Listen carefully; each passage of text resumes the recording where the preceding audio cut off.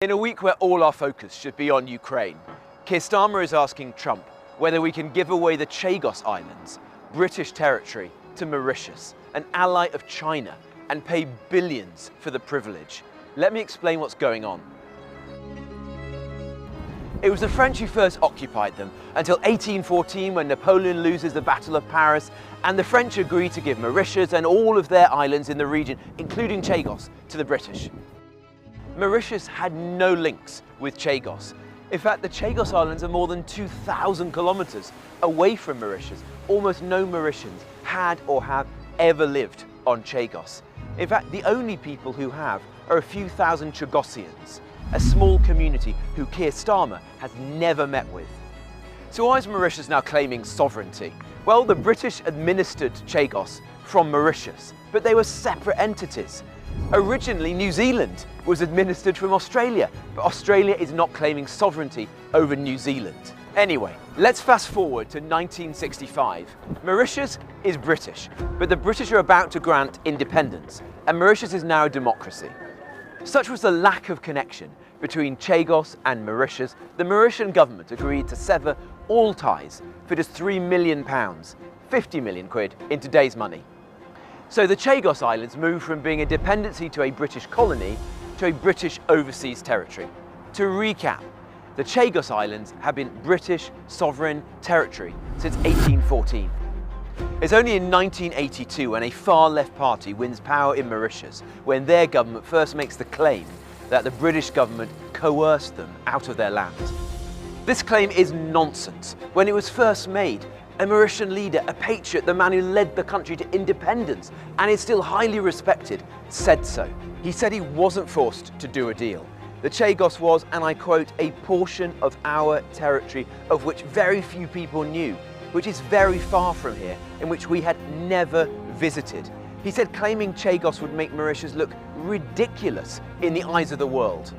Fast forward to 2019, and the International Court of Justice issues an opinion saying that the 1965 agreement was unlawful and the British should give up Chagos as soon as possible.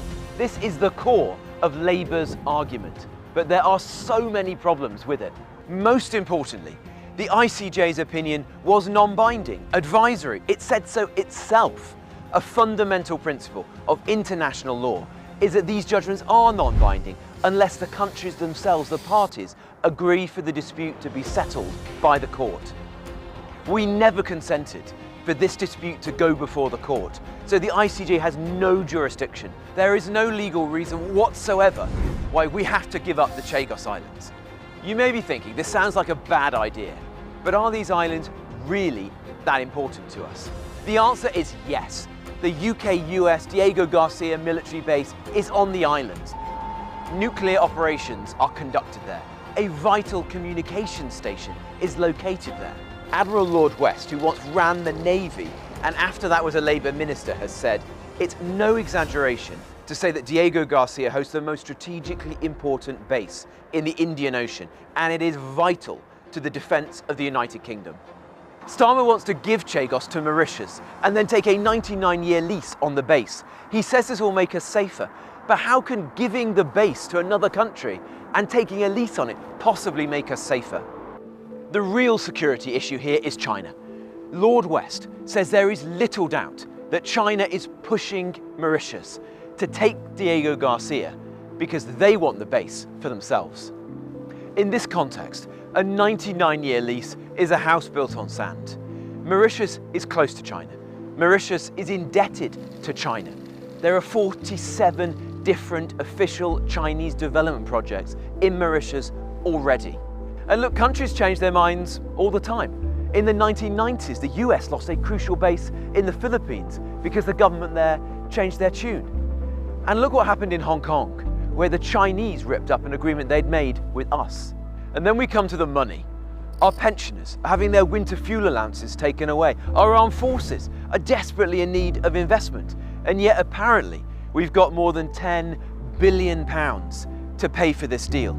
I say apparently because we learn more about this in the Mauritian Parliament than we do in our own Parliament. So why is this deal really happening? And who's behind it?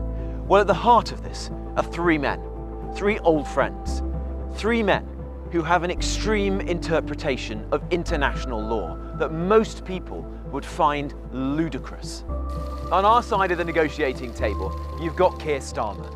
He went on a 5-star, all-expenses-paid trip to Mauritius in 2013. He gave a lecture and he discussed the Chagos Islands. And then you've got Lord Hermer, the government's top lawyer, Starmer's old friend and former campaign donor, the man better known as Gerry Adams' lawyer. Hermer has described controlling our borders as dehumanising and almost every aspect of the British Empire as deeply racist.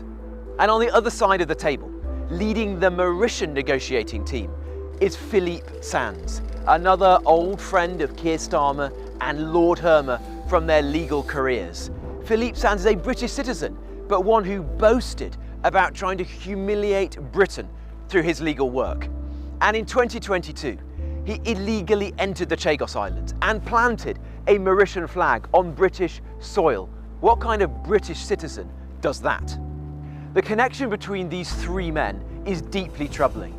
It's almost like they're working together to surrender our territory and our security. It seems like Keir Starmer cares more about his extreme idea of international law and his reputation amongst his international legal friends than he does about our national security. This dangerous nonsense needs to stop. Keir Starmer can and must end this farce today. We don't have to do this. Give away the money, endanger the base, help China. Let's focus on Ukraine and its security, on our nation and our security. If you agree, write to Starmer, write to your Member of Parliament. Let's stop this.